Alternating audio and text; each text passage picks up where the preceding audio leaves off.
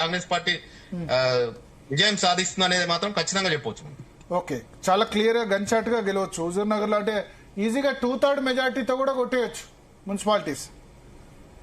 ఖచ్చితంగా రెండు ఖచ్చితంగా Congress party. Yeah, next Kodad Uttam Padmavathi. అక్కడ బొల్ల మల్లయ్య యాదవ్ బీఆర్ఎస్ నుంచి గతంలో పోటీ చేస్తుండే. కోదాడ ఎట్లా ఉంది? కోదాడలో ఇప్పటికే 3 వార్డులు కాంగ్రెస్ పార్టీ ఏకగ్రీవం కావడం జరిగింది. 35 వార్డులలో మొత్తం 3 వార్డులు ఏకగ్రీవం కావడం, 32 వార్డులకు మాత్రం ఎన్నికలు జరుగుతున్నాయి. కానీ ఖచ్చితంగా 20% కాంగ్రెస్ పార్టీ. సో ఇక మీరు చెప్పిన దాన్ని బట్టి క్లియర్ గా 35లో ఆల్రెడీ 3 ఏకగ్రీవమైనమంటే అది ఈజీగా కాంగ్రెస్ గెలిచిపోతుంది. సో ఉత్తమ్ పద్మావతి వాళ్ళు ప్రతికూల పవనాల్లో కూడా 2014లో ఇద్దరు గెలిచారు. అప్పుడు కాంగ్రెస్ 19 సీట్లు గెలిచిన ఉత్తమ్ పద్మావతి రెడ్డి ఇద్దరు గెలిచారు. సరే, మొన్న హుజూర్ నగర్ కోదాడ ఓడిపోయింది 2018లో. తర్వాత హుజూర్ నగర్ ఉత్తమ్ గెలిచిన రాజీనామా చేసిన తర్వాత మళ్లీ పోయింది. బట్ మళ్లీ హుజూర్ నగర్ కోదాడ రెండు కూడా ఉత్తమ్ పద్మావతి భార్యాభర్తలు ఇద్దరు కూడా తమ పట్టు నిలుపుకుంటారు. ఉత్తమ్ కుమార్ రెడ్డి పద్మావతి రెడ్డి నియోజకవర్గాల్లో ఆల్రెడీ ఏకగ్రీవం అయిపోయింది. కాంగ్రెస్ పార్టీ 12 చోట్ల ఏకగ్రీవం అయితే దానిలో కోదాడ, నేరేడుచెర్ల, హుజూర్ నగర్ లోనే చాలా ఎక్కువ ఏకగ్రీవాలు జరిగాయి. చాలా దాన్ని బట్టి చూస్తే మనకు అర్థమవుతుంది. వన్ సైడ్ పోరు మనకు హుజూర్ నగర్, కోదాడ, నేరేడుచెర్లలో కనబడుతుంది. ఇక మిగిలింది భువనగిరి, ఆలేరు. నాకు క్లియర్ గా చెప్పండి, భువనగిరి కాంగ్రెసా బీజేపీ? కాంగ్రెసా బీఆర్ఎసా? భువనగిరిలో మాత్రం అక్కడ కూడా అంటే సూర్యాపేటలో ఉన్నట్టుగానే భువనగిరిలో కూడా హోరాహోరీ పోటీ ఉందని మాత్రం చెప్పవచ్చు. ఎవరికైనా కూడా ఒక్కటి సీటు ఎక్కువగా అంటే చైర్మన్ స్థానం దక్కించుకోవాలంటే కుంభం అనిల్ కుమార్ రెడ్డి ప్లస్ శేఖర్ రెడ్డి, శేఖర్ రెడ్డి కూడా మంచి పేరే ఉంది పబ్లిక్ లో. సో అక్కడ హోరాహోరీ చెప్పలేం, ఎవరికైనా చెప్పలేం, అంతేనా? భువనగిరిలో మాత్రం ఖచ్చితంగా బీఆర్ఎస్ కాంగ్రెస్ అనేది మాత్రం చెప్పే సిచ్యువేషన్ అయితే కనబడతలేదు. ఆలేరు నియోజకవర్గంలో ఎవరున్నారు? ఆలేరు, యాదగిరి గుట్ట, ఇంకేమున్నాయి ఆలేరులో?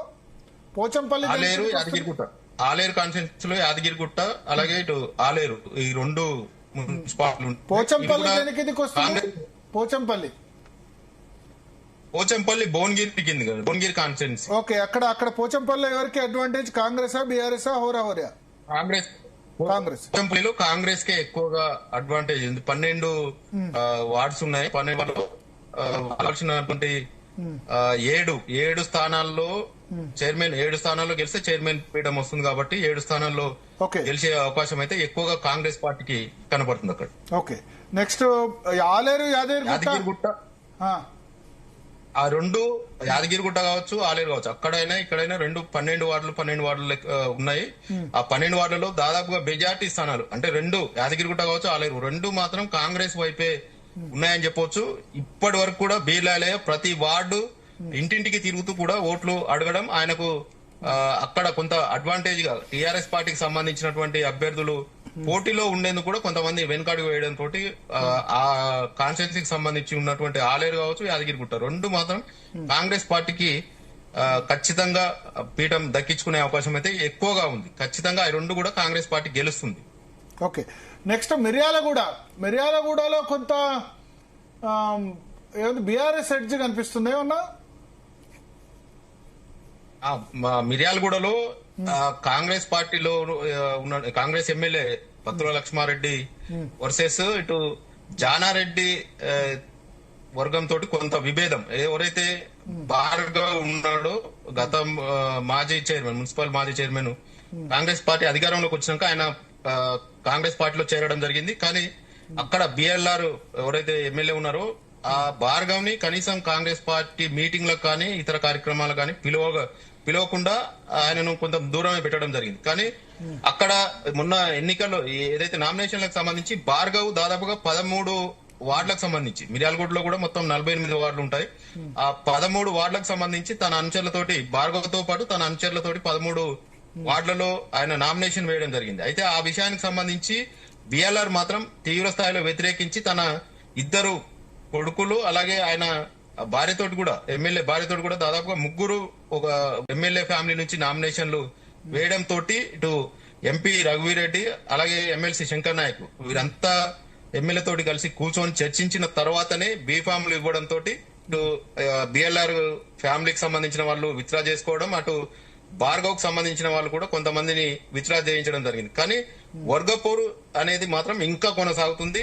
అటు మాజీ ఎమ్మెల్యే భాస్కర్ రావు తన కోడల్ని చైర్మన్ గా, మున్సిపల్ చైర్మన్ అభ్యర్థిగా కూడా ఆయన అనుకుంటున్నారు. దీంతో పాటు అభ్యర్థుల ఎంపికకు సంబంధించి కూడా ఇటు కాంగ్రెస్ పార్టీలో టికెట్లు రాని వాళ్ళని కూడా ఆయన దగ్గరికి తీసుకొని అక్కడ బీఆర్ఎస్ పార్టీ నుంచి బీఫామ్లు ఇచ్చి కూడా బరిలో దింపడం జరిగింది.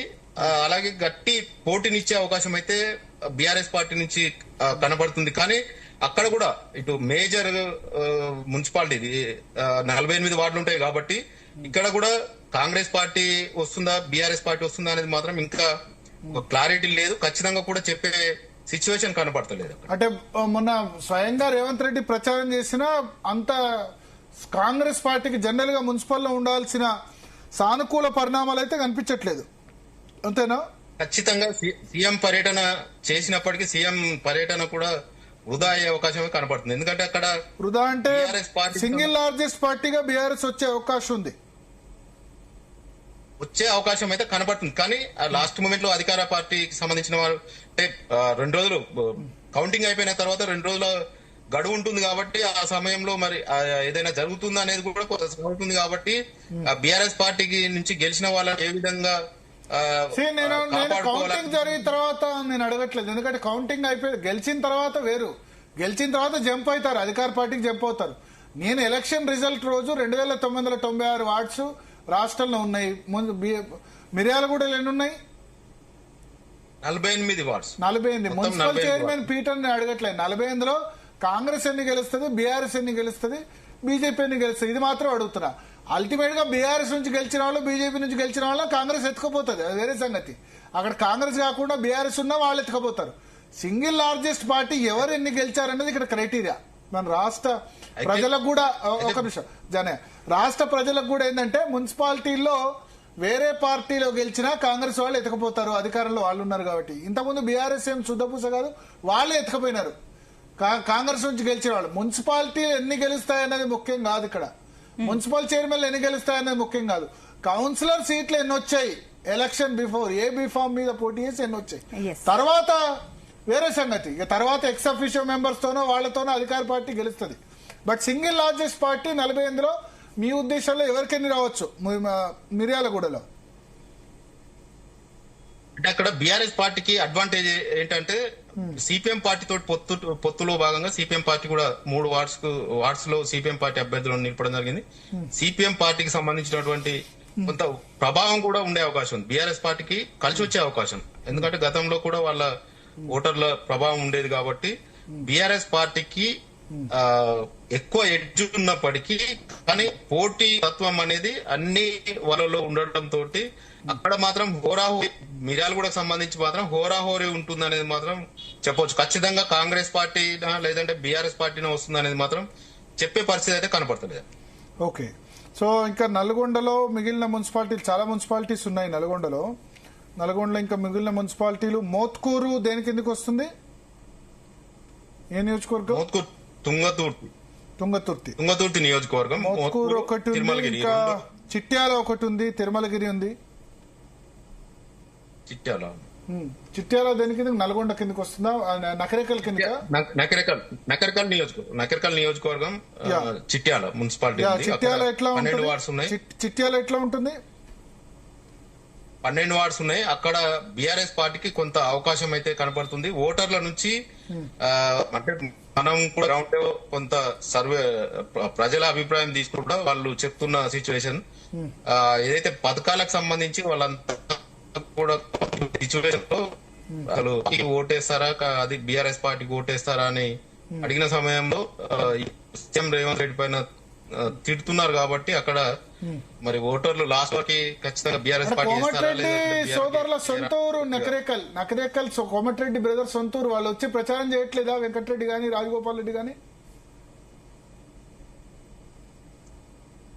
ఇప్పుడు కోమటిరెడ్డి వెంకటరెడ్డి ఆయన కార్పొరేషన్ కాబట్టి విడిచిపెట్టి మాత్రం అక్కడ ఇక్కడ నల్గొండలో మిగతా రోజులకి అసలు చిట్యాల గురించి మాత్రం ఉండే సిచ్యువేషన్ లేదు. ఎందుకంటే ఇటు వేముల నకిరికల్ ఎమ్మెల్యే వేముల కొంతకాలంలో కొంత ఎందుకో దూరం పెట్టినట్టుగా కూడా కనపడుతుంది. కాబట్టి చిట్యాల మున్సిపాలిటీ విషయం పైన ఓన్లీ ఎమ్మెల్యే వీరేశం మాత్రమే అక్కడ ప్రచారం కొనసాగిస్తూ అభ్యర్థుల ఎంపికకు సంబంధించి కూడా ఆయనే నిర్ణయించడం, ఆయననే పోటీలో దింపడం తోటి అక్కడ మాత్రం మొత్తం ఎమ్మెల్యే వీరేశమే చూసుకున్నారు. కానీ ఈ వీళ్ళకు సంబంధించి ఎవరు కూడా అక్కడికి రాజగోపాల్ రెడ్డి గానీ ఇటు కోమటిరెడ్డి వెంకటరెడ్డి మాత్రం అక్కడికి మాత్రం ఇప్పటి వరకు వెళ్ళిన సిచ్యువేషన్ లేదు. ఈ రోజు మాత్రం మంత్రి సీతక్కని మాత్రం వేముల వీరేశం చిట్యాలకు పిలిపియడం జరిగింది. అక్కడ ప్రచారంలో కొంత ఆమె ప్రచారం కూడా సాగించడం జరిగింది. కానీ అక్కడ ఖచ్చితంగా కాంగ్రెస్ పార్టీకి పట్టం కడతారనేది మాత్రం కనిపించే పరిస్థితి అయితే కనపడతలేదు. బీఆర్ఎస్ కు ఇటు కాంగ్రెస్ కు మాత్రం హోరాహోరీగా ఉంది. తక్కువ వార్డులు 12 వార్డులే ఉంటాయి కాబట్టి, తక్కువ వార్డులు ఉన్నాయి కాబట్టి హోరాహోరీగా ఉండే అవకాశం ఉంది. ఎందుకంటే అక్కడ కూడా నకిరికల్ ఎమ్మెల్యే ఆయనది ఎక్స్ ఆఫీషియో ఓటు పెట్టుకునే అవకాశం ఉంది ఒక్కందే. బీఆర్ఎస్ పార్టీకి ఎవరికి లేరు కాబట్టి ఒకవేళ 6 బీఆర్ఎస్ వచ్చినా లేదంటే ఇటు కాంగ్రెస్ 6 వచ్చినా కూడా వాళ్ళే ఎక్స్ ఆఫీషియో ఓట్లతోటి మాత్రం చిట్యాల పీఠం దక్కించుకునే మోత్కూరు ఎట్లా ఉంటుంది? మోత్కూరు ఇంకా మిగిలిపోయిన ఏంటి? మోత్కూరు ప్లస్ తుంగతుర్తి నియోజకవర్గంలో 2 ఉన్నాయి కదా. ఎస్, మోత్కూరులో మాత్రం పోటాపోటీ ఉంది. ఎవరు అనేది మాత్రం గెలిచే అవకాశం అనేది గ్యారంటీగా చెప్పే సిచ్యువేషన్ లో కనబడతలేదు. ఎందుకంటే అభ్యర్థుల మధ్య ఎంపిక, కాంగ్రెస్ పార్టీలో అభ్యర్థుల ఎంపిక పట్ల ఉన్నటువంటి వ్యతిరేకత వారిలో వారే ఓడగొట్టుకునే విధంగా కూడా ప్రచారం చేస్తుండడంతో అక్కడ బీఆర్ఎస్ పార్టీయా లేదంటే కాంగ్రెస్ పార్టీయా అనేది మాత్రం చెప్పే పరిస్థితి లేదు. హోరాహోరీగా ఉండే అవకాశం అయితే మోత్కూరులో కనపడుతుంది. ఓకే, తిరుమలగిరి, ఇక్కడ తిరుమలగిరి మున్సిపాలిటీకి సంబంధించి కూడా ఇటు ఎంపీ చామల కిరణ్ కుమార్ రెడ్డి అలాగే ఎమ్మెల్యే మందుల సామేల్ ఆయన కొంతమంది అభ్యర్థులను బరిలోకి దింపడం జరిగింది. కాంగ్రెస్ పార్టీ నుంచి ఇటు చామల వర్గానికి సంబంధించినటువంటి వారిని కూడా కొంతమందిని బరిలోకి దించడం జరిగింది. కానీ మాజీ ఎమ్మెల్యే గాదర్ కిషోర్ మాత్రం అక్కడ కొంత ప్రభావం ఉన్నప్పటికీ కాంగ్రెస్ పార్టీ ఎక్కువ, తిరుమలగిరి మాత్రం కాంగ్రెస్ పార్టీకి గెలిచే అవకాశాలు కనబడుతుంది. చైర్మన్ పీఠం కూడా కాంగ్రెస్ పార్టీకి కొట్టే అవకాశం కనబడుతుంది. Yeah, okay. సో నల్గొండకు సంబంధించి అన్ని అనాలిసిస్ అయిపోయినాయి. మరొకసారి చదివి వినిపిస్తాను. నల్గొండకు సంబంధించి నల్గొండ కార్పొరేషన్ మా ప్రతినిధి జానయ్య ప్రకారం కాంగ్రెస్